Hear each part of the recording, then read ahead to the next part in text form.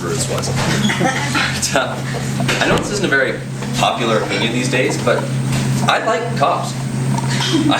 I know all the cops in trails, and man, let me tell you, those are a great couple of guys.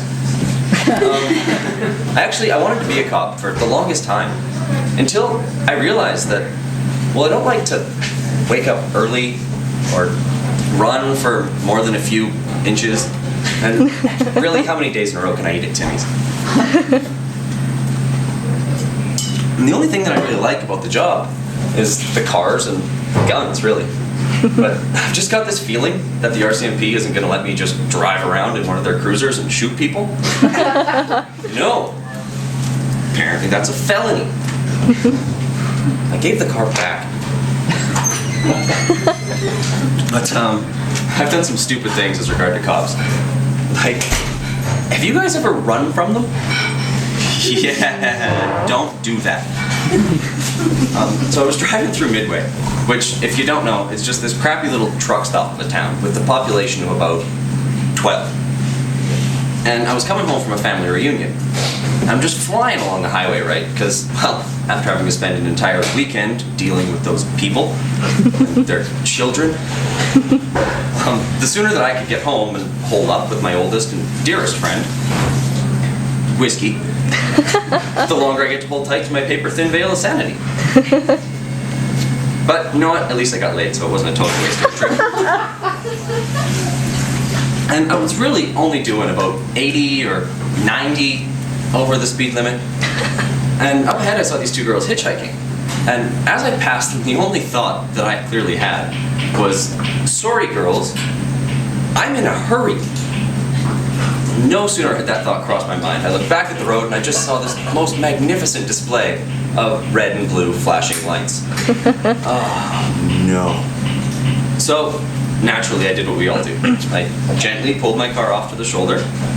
I turned off NWA's Fuck the Police, which I had been listening to at a soothing 212 decibels, and I prepared my license and my registration. Okay, well that's what I should have done. What I did was panic and florid. I took my first right off the highway, followed by a quick left up what I thought was another street. Well, this street came to a very abrupt end at somebody's house. I know there's a lot of you that might call this a driveway, but I'm not here to argue semantics. Luckily though, nobody was home, and they had this big hedge that totally hid my car from view. Or so I thought. So I parked the car and I drove against it. And after about 10 minutes of just crapping my pants in unbridled fear, and constantly checking my mirrors like a tweaking coke fiend with OCD, I started to think, hey, alright, I got away. I beat the cop. So I started the car up, I put it in reverse, I got it in gear, and I turned around just in time to see a magnificent display of red and blue flashing lights. So I'm in big trouble now. I'm absolutely freaking out. I'm getting my license out of my wallet, I'm getting my registration ready, I'm making sure that I don't have a joint in the car because, well, you never know. And this cop gets out of his car, and I can tell that he is just livid. Like, he didn't want to play hide and seek with some dumbass kid today. So now I've made him chase me, and I've robbed him of his double-double and his cruller. So he's already not impressed. He gets up to my window and he says, well, if you run from me, I'm definitely going to give you a ticket. So I looked him in the eye and I said, I'm sorry, sir. I shouldn't have tried to run from you. I panicked. Okay, well that's what I should have said anyway. What I said was, I wasn't running from you. Oh no? Then, adjusting his aviators. What are you doing here? Ooh, I did not think this far ahead. It's my buddy's place. Then he really put his crack interrogation skills to use. He said, who's your buddy? Ooh, damn, he got me again. I'm Joe. Joe who? Ooh, you're good. I can see why they hired you. Joe Fluffenhofer Stein. Son. Oh, wait. So he took my license and he walked back to his car. He spent a few minutes in his car, writing my ticket, calling dispatch, getting head from the hooker that he had in the back, whatever it was that he was doing. But he finished, cleaned up, and he got out of his car.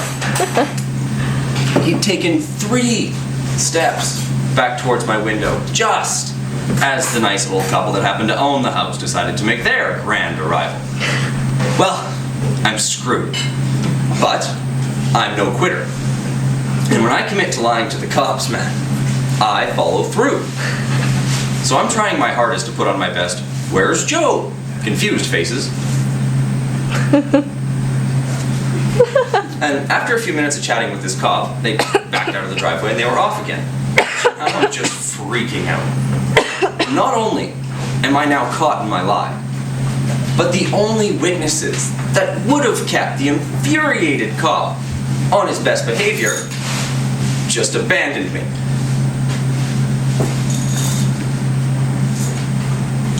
So I don't know what's going to happen next.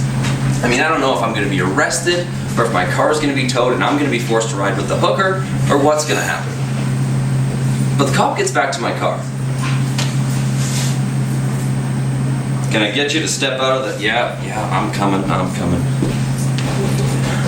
Now, at this point, most people, I call them cowards, would have stopped lying to the cop. But, the way my mind works, I'm thinking, well, if I back out now, he'll know I lied, and I'll be caught. So I should keep lying. Yeah, that'll work. Listen, I know how this looks. My imaginary buddy must have given me wrong directions.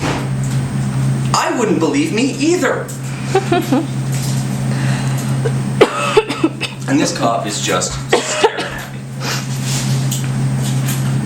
"Really? You're really gonna keep lying?" Well, I admire your resolve, in a sad, pitiful kind of a way. "So, if you weren't running, does that mean you always leave an 88-foot Back to the Future flaming skid mark when you turn off the highway?" "Oh. Yes?"